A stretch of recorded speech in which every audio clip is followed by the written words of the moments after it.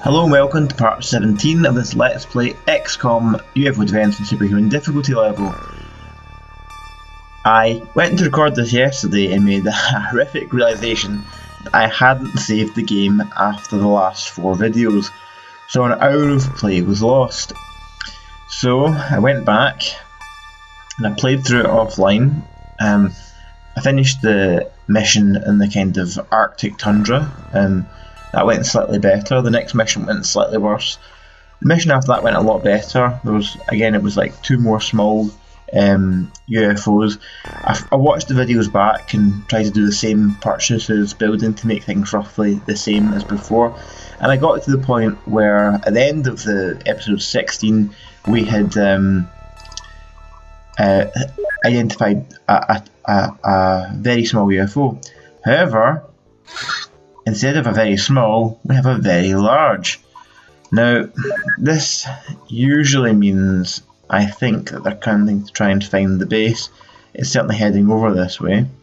So I'm just going to have to sit and wait this out, because I don't want to... Well, I can't do it with interceptors and it's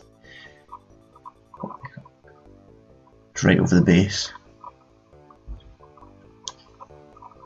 What are the long range avalanche missiles? Something called Duphead, which is Terror from the Deep. The avalanche missiles and interceptors, you couldn't even lay a glove on these things without getting shot down. They are clearly here to try and scout us out and find us, which means we may have to do a base defence before too long. So I've got to kind of consider what my options are for that. It might be worth purchasing a tank or 2, just so that I've got a couple of extra things to defend the base with. In fact, I'm just going to check out the cost of that just now, because it might already be too late to do that. Purchase recruit.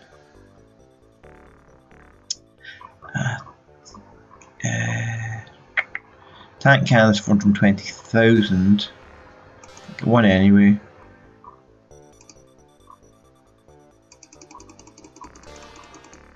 I'll get some rounds. I can't remember how many rounds it even takes. Let's get to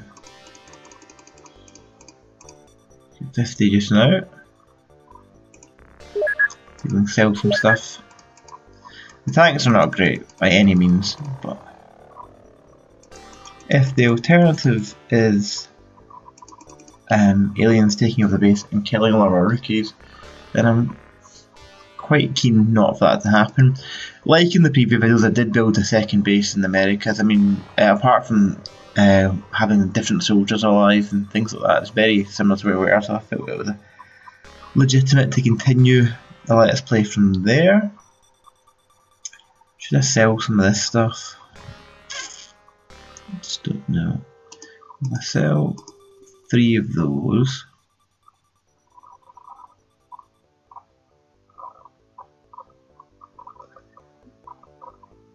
and another mine probe,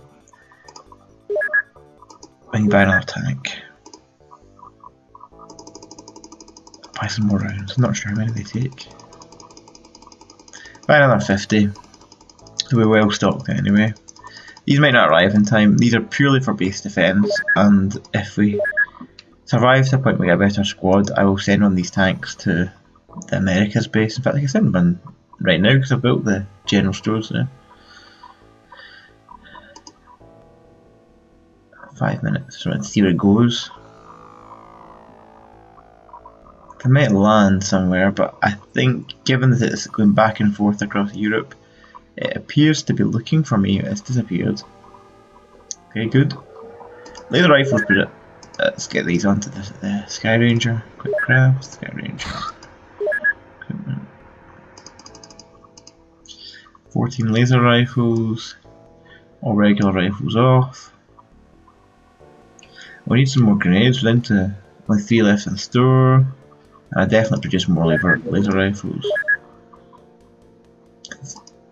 We may as well be able to equip our troops in America with them as well, and there's not much else we can be building, so get all of our engineers in the case. There are 10 just now. So they cost 20,000 each, building 10, that's plenty of money to do that. That's what I'm doing there. I will sell I'll sell 6 of these off just now. 10 clips. Just because if we do get base defense, it means there's less of these that I'll sell. Taking up the item allocation because we won't actually get laser weapons to fight this. Okay. Craft. And 1, 2, 3. It's a bit cagey now, I'm not my usual chatty self in this video. Alright, let's advance it. Oh dear. Another very large in our vicinity. We've not launched any interceptors since that last one came, so we might be alright.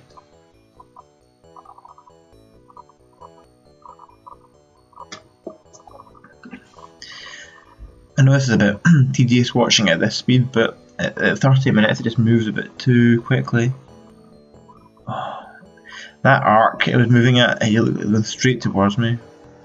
I mean, this would be damaging our score, allowing these fly paths, but there's literally nothing to do. I mean, if it landed, we could try and assault it on the ground, which would not be great because there would be 20 aliens on it. Although if it was as a battleship, so if we call battleships on this, I'm not sure, but I think that's there from deep. But the big ones have sectoid commanders on them, which we could use for getting mind control. If only we knew which one it was, we can't just stun them all. Okay, we've got our tank and our cannon anyway, so it's a bit of additional stuff on the ground for our base defence. A small. Something we can deal with finally. Much happier territory for us. It's over land, it's in Europe, let's get it.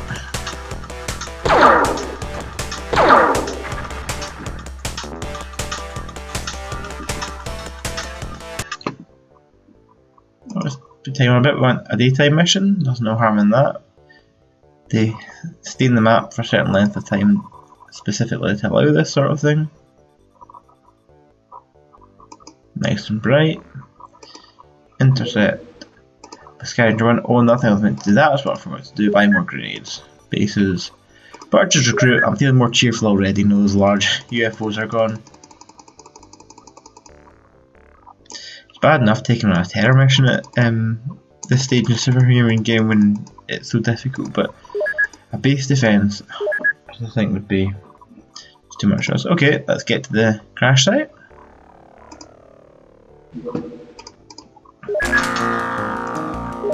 So after we've been really actually quite good. We've intercepted every UFO up until the last 2, and we've successfully completed that laser pistol, every ground mission as well. So we're not doing too badly on that front. They've all been positive scores. The only mission with a negative score was the terror site. Of course, alien activity in other parts of the world might be costing us a score, and if you're playing this game to truly maximise it, you would be looking at all the graphs and things in the game to identify what areas of the globe the aliens were active in. Now, they may be able to convert some of the governments away from us before we build bases everywhere, but the idea is we build more bases, and that is how we extend our ability to track. So already we've got 2 buildings here, which I don't really like, because the aliens can be in the buildings and it's the worst kind of cover. But we've got to go for it. I've never seen you before, you're definitely a new recruit. Quick glance around. Oh, this is a horrible starting position. Well, let's make the most of it, and we'll leave it back exposed and send you over here.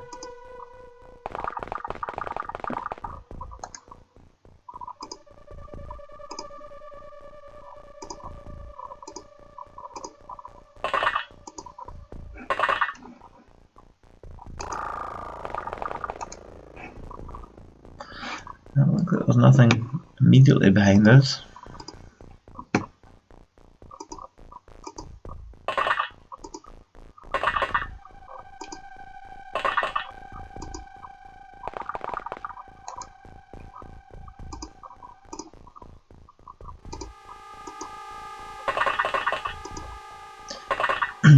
Our starting position is poor. No matter, we can't really leave Indy not exposed, but we can try and cover all the different sides and then advance people.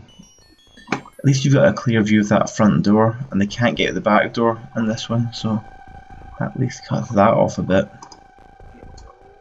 But yeah, I'll be much happier once we just get people around this corner up here.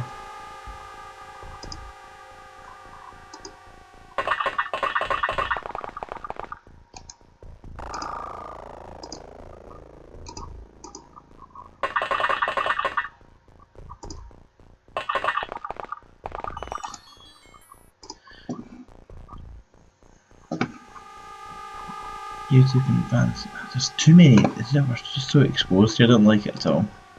Well, team forward. Everybody's get forward. At least we have laser rifles now. There's nothing for our defence, but it means that when we do see things, we've got actual chance of hitting and killing them. Because what happened before with the regular rifles was that our accuracy was terrible, and that even when we did hit, sometimes didn't kill, which was bad when we had an alien with our back to us. We shoot it, direct hit, because they wouldn't react for some reason. The aliens just can't notice bullets flying around about them. But if you hit them and don't kill them, that's when they know about it. That's when they can do something. So then turn, see how badly this goes. Alien craft. Some doors opening. Somebody upstairs. Sometimes it's more awkward knowing they're up there. Oh, that's not so awkward because he's come down the stairs. So can we see you?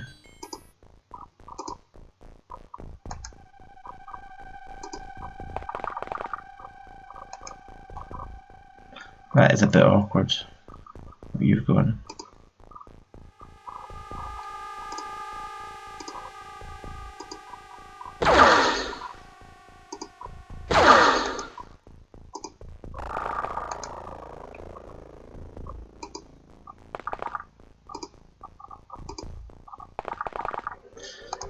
I was thinking outside the box here, but that's about 31, so you can't get 2 snapshots. That's full auto shot. This and shoots in this. Oh, he's just so poor.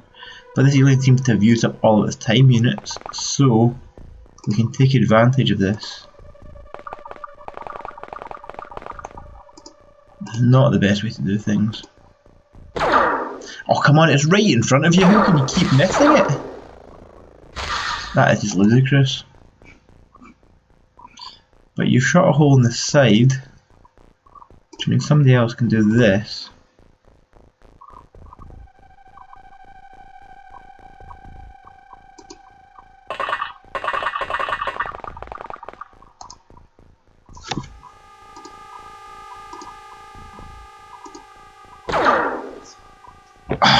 I'm just so frustrated by how bad these soldiers are.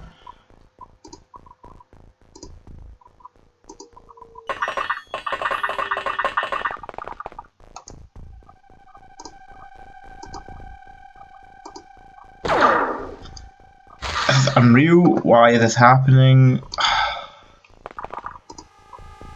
I know I'm needlessly exposing lots of soldiers just to kill one alien, but it shouldn't be like this. Right, can you turn and do an auto shot?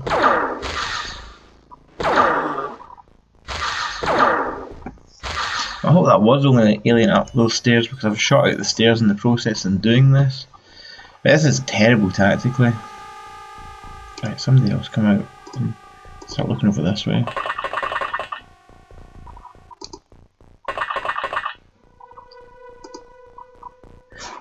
That's actually even more incredible. And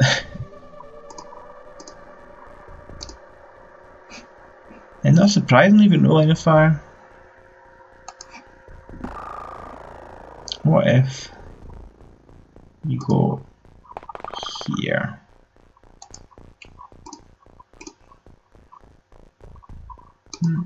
Glitched a bit. Oh, this is bad. Because surely that alien's going to see one of my many soldiers I've grouped there together. At least I can't get grayed in. Okay, well when we come back, we'll try not to die horribly in enclosed space.